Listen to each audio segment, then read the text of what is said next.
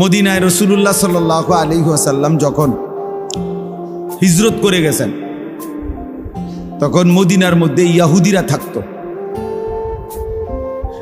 এই এখন যে ইসরায়েলের ইহুদি, এদের পূর্বপুরুষ। তো এই ইহুদিদের মধ্যে তখন একজন বড় জ্ঞানী পণ্ডিত ছিল, আব্দুল্লাহ ইবনে সালাম ওনার নাম। ইহুদি পণ্ডিত, ইহুদিদের ধর্মগুরু, অনেক বেশি জ্ঞানী ছিলেন তিনি। তো তিনি আসছিলেন নবীজি সাল্লাল্লাহু আলাইহি সাল্লামকে পরীক্ষা করতে, বিভিন্ন আসমানি কিতাব পিছনের। এই পণ্ডিত খুব জানতেন, তো উনি এগুলো ভাবছে যে এগুলো বিভিন্ন প্রশ্ন করে তছনছ করে ফেলবে, জিজ্ঞাসা করবে অনেক কিছু। তো এই কথা ভেবে প্রস্তুতি নিয়ে নবীজি সাল্লাল্লাহু আলাইহি ওয়াসাল্লামের সামনে আয়েশা বসছেন। তো আয়েশার প্রথমে নবীজি সাল্লাল্লাহু আলাইহি ওয়াসাল্লামের চেহারা মুবারকের দিকে তাকাইছে। তো নবীজিও ওনার দিকে তাকাইছে, দুইজনের এই চার চোখ চোখাচোখি হয়েছে। তা আব্দুল্লাহ ইবনে সালাম বলেন, ফানাজারতু ইলাইহি, ওই ইহুদি পণ্ডিত বলতেছেন, আমি মুহাম্মদের দিকে তাকালাম, চেহারার দিকে তাকিয়ে রইলাম। ওয়া তাআম্মালতু, তাকিয়ে ভাবলাম কিছুক্ষণ। ফাআলিমতু আন্নাহু লাইসা বিওয়াজহিন কাযাবিন, আমার দিল সাক্ষী দিয়ে দিল এটা কোনো মিথ্যাবাদীর চেহারা হইতে পারে না। ফাআসলামতু, আমি কালেমা পড়ে মুসলমান হই। এই চোখের বর, নজরের বর, চোখের দৃষ্টিতে দিল বদলায় গেছে, জিন্দগি বদলায় গেছে। কিসের ইন্টারভিউ আর কিসের প্রশ্ন সব বাদ। এই জন্য আমাদের মাঝ বয়সী মুরব্বীরাও যদি, বয়স্করাও যদি শুক্রবারে জুমার নামাজে ইমাম সাহেব যখন বয়ান করে, ওনাদের দিকে যদি ইমাম সাহেবের দিকে তাকাইয়া শুনতো, অনেক পরিবর্তন হতো। মাতবরে গান নিচের দিকে রায়, মাতবর যে তিন ফোলা বিদেশ,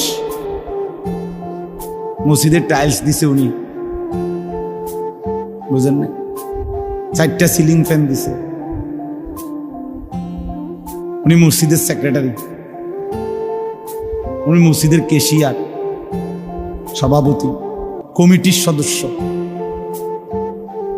এই সমস্ত ইমামের দিকে চাইয়া তাকা ভাই, ওনার কথা মনোযোগ দিয়ে শোনার কি আছে? ইমাম তো আমরার পকেটে, 2-4টা হুজুর তো পকেটেই থাকে,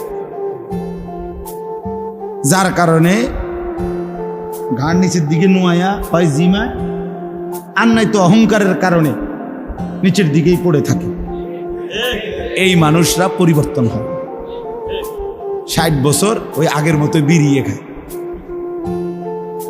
বয়স 60, এখনো চা দোকানে বইয়া টেলিভিশনই দেখে, মহিলার নাচ গানই দেখে, আর আগ করলে গালি দেয়, গালি ছাড়া কথা বলতে পারে না। অসংখ্য বদভ্যাস, 60 বছরও আর ছোটে না। অথচ এত লম্বা হায়াত পরে এক মুমিন, এতদিন হায়াত পাওয়ার পরে এতগুলো গুনাহ তার জীবনে থাকার কথা না। 60 বছরও যদি সময় না হয় গুনাহ ছাড়ার, আর কখন, আর কোন বছর, আর কতদিন, আর কত? 60 বছরও টেলিভিশন ছাড়ার সময় হয় নাই, 60 বছরও নর্তকীর নাচ, নাটক, সিনেমা দেখার অভ্যাস ছেড়ে দেওয়ার টাইম হয় নাই, আর কতদিন? 60 বছরে যে ব্যক্তি এখনো বিড়ি সিগারেট খায়, উনি আজকে কত বছর ধরে খায়? আজ 3 বছর, 3 বছর ধরে, মানে 58, 59, 60, 20 বছর, তাহলে আজ 40 বছর, 20-এর থেকে 60 কত? 40 বছরও গুনাহ মনে হয় নাই। আফসোসের বিষয় না? 40 বছরও আপনার মনে পড়ে নাই যে সুদ হারাম, কিস্তি হারাম, নাটক সিনেমা হারাম? তার কখন মনে পড়ে? আলাম ইয়ানি লিল্লাযীনা আমানু আন তাখশা কুলুবুহুম লিযিকরিল্লাহ। আল্লাহ তাআলা বলেন, মুমিন, আমার ভয়, আমার স্মরণ, আমার জিকিরের জন্য অন্তর, দিল নরম হওয়ার, তোমার দিল নরম হওয়ার সময় আজও হয়নি? কোরআন শরীফের আলাম ইয়ানি অর্থ হইল সময় হয় নাই।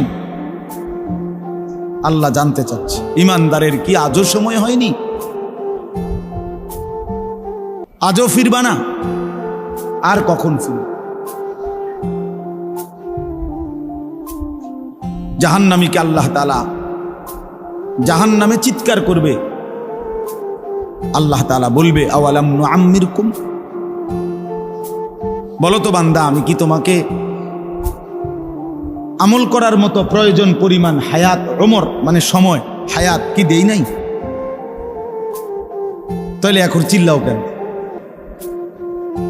1টা বাজে জোহরের নামাজের আজান হয়েছে, তো আবার 4:45 বাজে আসরের আজান হয়েছে, তাহলে প্রায় 3.5 ঘন্টা, 4.25 ঘন্টা। 10 রাকাত নামাজ পড়তে, 12 রাকাত নামাজ পড়তে কি 4 ঘন্টা লাগে? তাহলে আমি কি সময় দেই নাই? 1.25 ঘন্টা ফজরের নামাজের টাইম ছিল, 4 রাকাত নামাজ পড়তে কি 1.25 ঘন্টা লাগে? তো আমি কি হায়াত দেই নাই? তো এই জন্য বললাম, এই যে কয়জন মাঝ বয়সী লোকও আছেন, আপনারাও এই অভ্যাস করা দরকার। জুমার নামাজে ইমাম সাহেবের বয়ান চোখের দিকে তাকাইয়া শুনবেন, মনোযোগ দিয়ে শুনবেন। সব হুজুর রে সবাই চিনতে হইব, এটা জরুরি না। সব হুজুর বক্তা হইতে হইব, এটা জরুরি। সব হুজুর সারা বাংলাদেশ পরিচিত হইতে হইব, এটা জরুরি। সব হুজুরের শ্রোতা সমান হইতে হবে, এটাও জরুরি না। এটা কোরআন সুন্নাহ বলে নাই যে 500 লোক কমের, 500 চাইতে কম লোক হইলে এই হুজুর ব্যর্থ বা এই হুজুর ওয়াজ হইল না, এটা কোনো কথা না। সবাই চিনলে সফল, সবাই না চিনলে ব্যর্থ, এমন কথা কোরআন সুন্নাতে নাই। বুঝেন নাই কথাটা? এমন কথা নাই। 1,24,000 যদি নবী রাসূল হয়, যেই বর্ণনা আছে, পৃথিবীর কোন কিতাবের মধ্যে 1000 নবী রাসূলের নাম নেই। 500 নবী রাসূলের নাম পৃথিবীর কোথাও নেই। কোরআন শরীফে শুধু 25 জন নবী রাসূলের নাম আছে। কয়জন? তো নবী রাসূল কি 25 জন? তো বাকিদের নাম যে নাই, ওনারা ব্যর্থ। তো তাই বিদায় হজ্জের মাঠে আমাদের নবী সাল্লাল্লাহু আলাইহি সাল্লামের সামনে প্রায় 1,20,000 সাহাবী খুতবা শুনছে আরাফাতের ময়দান। 1,20,000। পৃথিবীর কোন কিতাবে 10,000 সাহাবীর নাম নেই, 5,000 সাহাবীর নাম নাই, কোথাও নেই। 313 জন বদরি সাহাবীর নাম একসাথে আছে, আর আরো কিছু আছে আলাদা। তা তাইলে এই লক্ষের চাইতে বেশি সাহাবীদের নাম যে কেউ জানে না, তো কি ওনারা ব্যর্থ? পুরা কোরআন শরীফে মাত্র 1 জন সাহাবীর নাম আছে, যায়েদ। কয়জন? তো এই সাহাবী তো একজনই, তো বাকিদের নাম নাই, আর কারো নাম নেই। আবু বকর, ওমর, ওসমান, আলী, কই আছে ওনাদের নাম? ফাতেমা, আয়েশা, হাসান, হুসাইন। তো কি হয়েছে? ওনারা ব্যর্থ হয়ে গেছে? অতএব শুরুতে এটা বলে নিন, আলেম ওলামা যিনি আসেন, আল্লাহর কথা যিনি বলেন, শ্রোতা কম নাবে। আমরার হুজুর, আমরা এলাকার হুজুর, বোঝেন তো হুজুর, গ্রামের হুজুর। গ্রামের হুজুর কি এটা ফচ্ছে গেছে? তো এটা কি হয়েছে? গ্রামের হুজুরকে বেটকি মেললেন,